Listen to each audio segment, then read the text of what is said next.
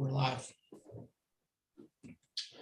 Welcome back, everybody. It's 11:02 a.m. and I would move that we return into the open session from the closed session that we just held. Do we have a second?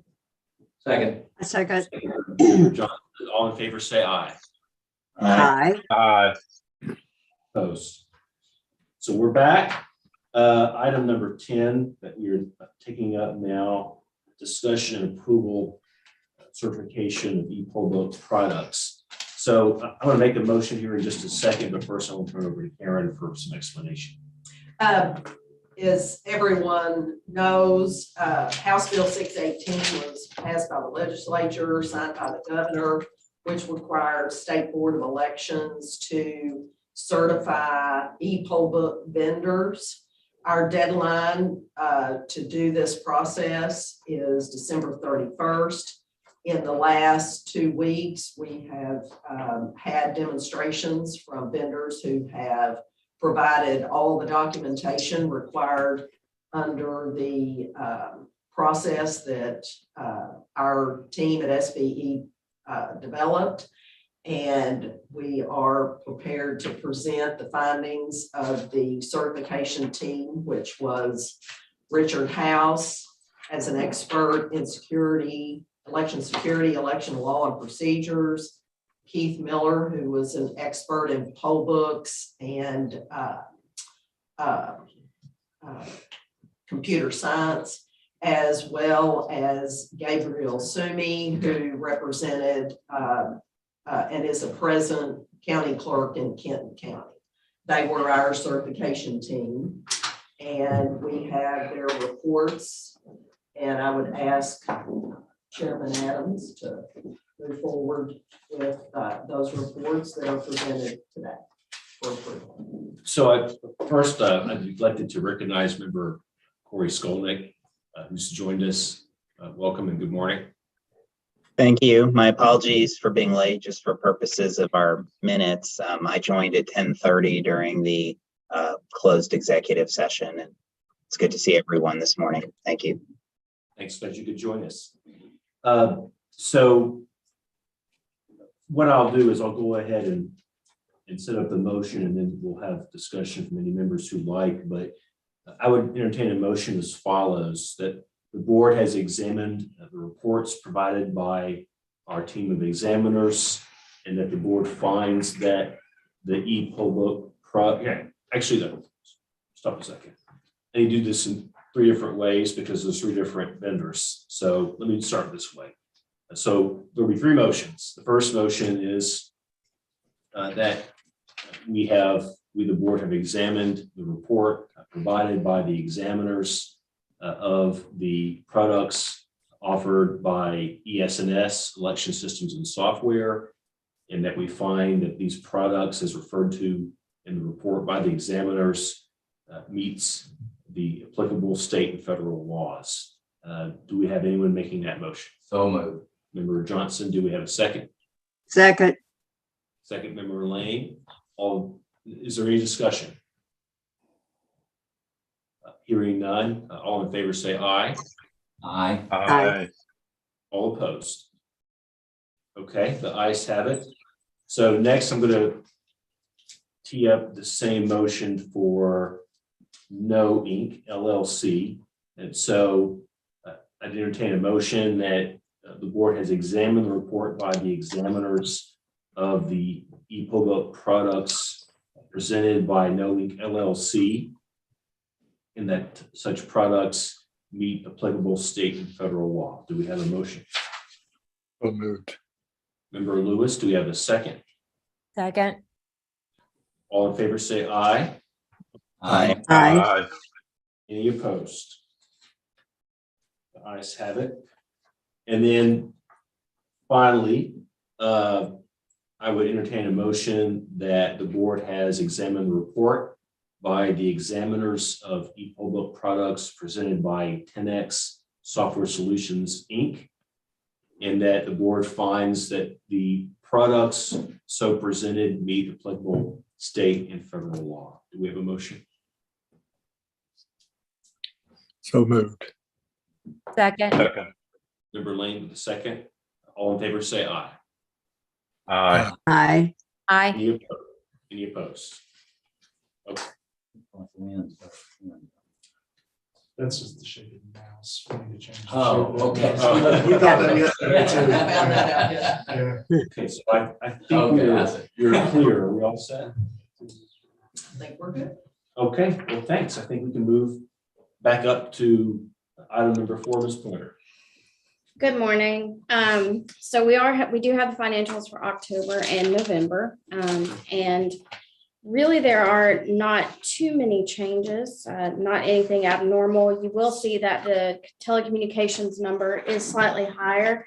That is because the telecommunications and the computer services, those are AT&T and COT, and they are billed in arrears. So those are the numbers that you're going to see where the MiFis were activated pre-election. So you'll see next month that the MiFis for the election will be a little bit higher as well. Your individual transactions for each month are separated out on the next couple of pages of your board book. And then as far as grants, we've continued for reimbursements to counties for voting equipment that the board has approved the MOAs for. And just general expenses that are applicable to our federal grants.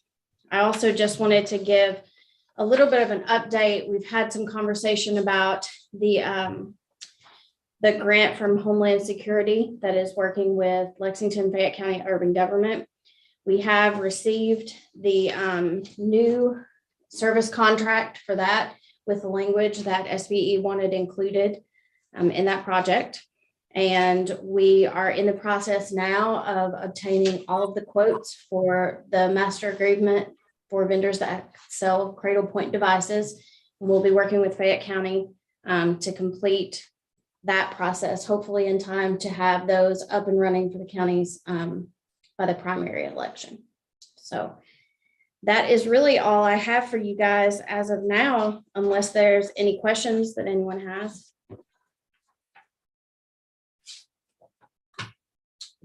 Do we vote to approve these? Yes. We do. Or to accept. Okay. Okay. Do we have a motion to accept the financial reports as provided by Ms. Pointer? So moved. Second. Bringers, and we have a second from Ms. Johnson. All in favor, say aye. Aye. Aye. Aye. Any opposed? The ayes have it. Thank you, Rachel. Rachel, it's always a really good job. We appreciate it. Thank you. Number 5, review of and vote on MOA for election security fund reimbursements to counties that purchase voting equipment. This month we have LaRue County with 12 precincts. They requested $30,000 and are eligible for $30,000. We have Casey County with 15 precincts eligible for $37,500, and they've requested $37,500. Anything else on that, Karen? Nothing except they have submitted all the documentation. They actually used their equipment this last general election. So I'll turn it back over to you for approval. So I would entertain a motion to allocate those funds as prescribed. So moved. Member Lewis, and is there a second? Second. Member Lane, all in favor, say aye. Aye. Aye. All right, thank you very much. KCCA, I think I saw it. Is Stephanie still, there she is. Hey there, Stephanie. We have Stephanie Schumacher, County Clerk in Mason County, the newly elected president of the Kentucky County Clerks Association on the agenda. And welcome, Stephanie. Good to see you. Thank you, Secretary Adams. Good morning. I'd probably just have a couple comments. I think on the radar for all clerks across the state is the poll book procurement process, and just us entering into contracts and being trained. And so I think everyone's anxious for that to get started, and it gets started on our end as far as being able to talk with vendors, you know, sign up for these contracts and begin training not only ourselves, but also our poll workers. So we have a meeting in January and we have invited the e-poll book vendors to come. So clerks can once again have questions and get a hands-on approach to this. That is after the procurement process ends. So we should be okay with providing that. So that's kind of what's on our radar right now. When are you all meeting, Stephanie? What are the dates? I'm sorry, I didn't hear you, Secretary. What are the dates when y'all's meeting? Our meeting is January 11th and 12th. Okay. We're including new clerk training. That's why it's 2 days. But we hope to have the vendors there both days, but we have sent out invitations and I don't believe we've heard back yet as to what their intent is, as far as whether they'll attend both days or just one. That'll be at the Griffin Gate? Yes, sir. Okay, very good. Thank you. Okay, anything else? Nothing for me. Okay, anything from the group? Okay, well, thank you again for another smooth election and we'll see plenty next year as well. Thanks so much. Okay, number 7, Executive Director Karen Sellers. Thank you, Mr. Chairman. Couple of things. First, I'm going to let Richard do a little update on the risk limiting audit. I'll defer to him a little bit right now for that. As most of you know, our risk limiting audit's kind of in a holding pattern temporarily. We're trying to decide because our largest county for hard enter civic machines is Fayette County, and everything's tied up with their recount right now. So we're waiting to see how that plays out. We'd like to hold on to them into the risk limiting audit program, so the pilot. We do have the ballot manifest for the other 5 counties set and ready to go. So we're just trying to get decide what we're going to do about Fayette County and how that's going to play out, and then set a date for the risk limiting audit to occur. As you know now, with the timing, it's not going to be December, probably be the early January. So that's where we are at this point in time, and kind of in a holding pattern. So, but we're looking forward to getting it done and completed. So, Can I ask a question? Actually, I think maybe Member Johnson asked this last time too. Is this something that we need to vote on to finalize, or does it just kind of happen?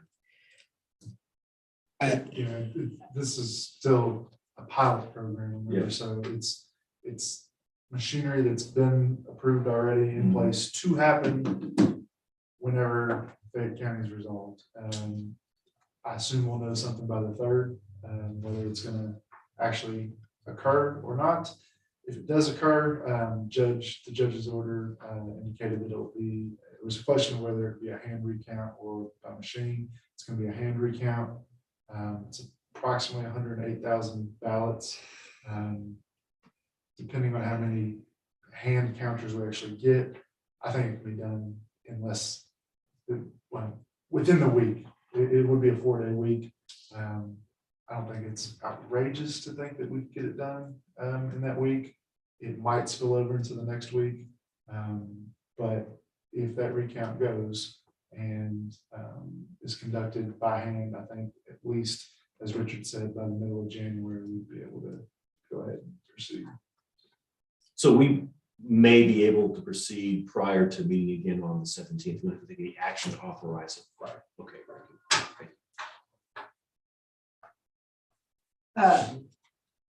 are there any other questions on that? I was just going to do a quick little review of some of the activities that SBE has done in this past year of 2022. One of the things I want to mention, and I appreciate KCCA this year, Richard, Taylor, and I, and Tom and his team on occasion have made ourselves available at all their monthly meetings. We do training, we give guidance, we try to answer questions. Sometimes it's not always what everyone wants to hear, but we do try to maintain as much transparency with the Clerks Association as we possibly can, and I hope that they see it the same way. The risk limiting audit has taken up considerable time. Richard has been a great partner with the counties, the 6 counties doing that, and has really put a lot of time and effort into that. Taylor, of course, has been pretty consumed in the last 6 months on 6 recounts that have taken considerable time of his time doing appellate briefs and court appearances. So I appreciate all the work that he has done there. Of course, just the conducting 2022 general elections for countywide, state, judicial. There were a number of judicial races this year that typically aren't on the ballot in every election cycle, federal races. So that was really huge. One of the things SBE did this year, because we had so many election law changes, we had to totally revamp the election officials guide. So many election changes in 21 and 22, and Richard worked with the County Clerks Association, had their input to ensure that we, tried to get it as clean as possible. Some clerks have their own processes as well, but I think overall it was a well-received document, and it is available online if anyone wants to see, and it was a huge process. One of the things we did this year, and Rachel, I'm going to give kudos to her, is when we got our biennium budget through, SBE had not really reached out and asked the legislature for general funds to support some of the activities we do, particularly list maintenance, the poll books, some of the security. And we were successful in reaching out to appropriations committees of the legislature and them having a good understanding that SBE can't operate on only federal funds. We have to have the support of the legislature. And I think Rachel's work did help us quite a bit in reaching that goal. And of course, we continue to work toward that goal, but that was really huge this year.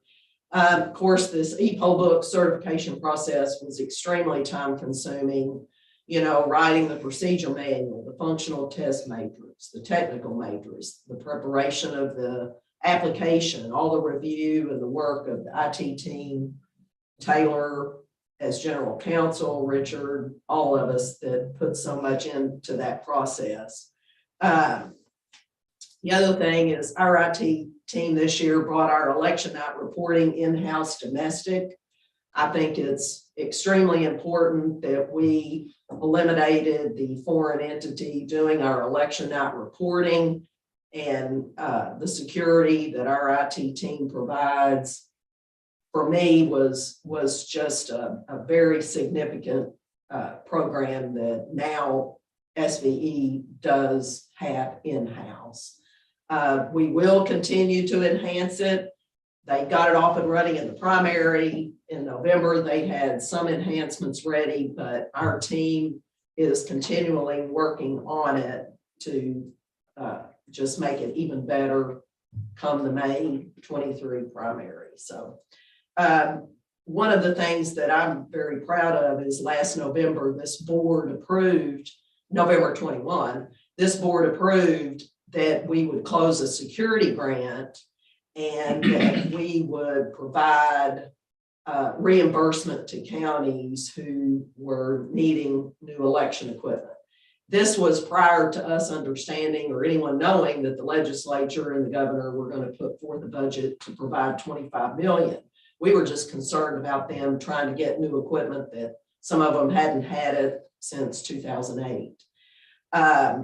So through the board's approvals and the county's purchasing equipment, SBE has provided $4,883,769 in monies to all counties.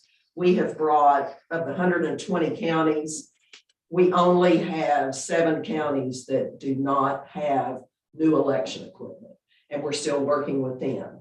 Now, the 25 million that we're working with DLG on the distribution of that first bit of the money for the 12.5 million in FY 23 will go toward the purchase of the new poll books after the certification process is complete and the RFP is complete. The counties will be reimbursed at 100% for their e-poll books. And then there'll be dollars left over that we can continue to help the counties with additional election equipment purchases or reimbursement of some dollars that we weren't able to fully fund for them. So I think, that's a huge accomplishment for Kentucky to get 113 counties with new election equipment in a short period of time. One of the things that happened this year was redistricting. That was a pretty huge accomplishment, and kudos to Richard and Sheila. Spent quite a bit of time modifying, eliminating, and creating 364 new precincts per the General Assembly's legislation. This is probably about 10% of all counties in Kentucky, or all precincts, I'm sorry. So that's, a huge accomplishment that was many, many hours. And then, also working through litigation that may have happened at that time, but I do feel like our team worked very hard on that, and I do appreciate their work. Taylor's written numerous administrative regulations this year. We've presented testimony to a number of interim legislative committees this year.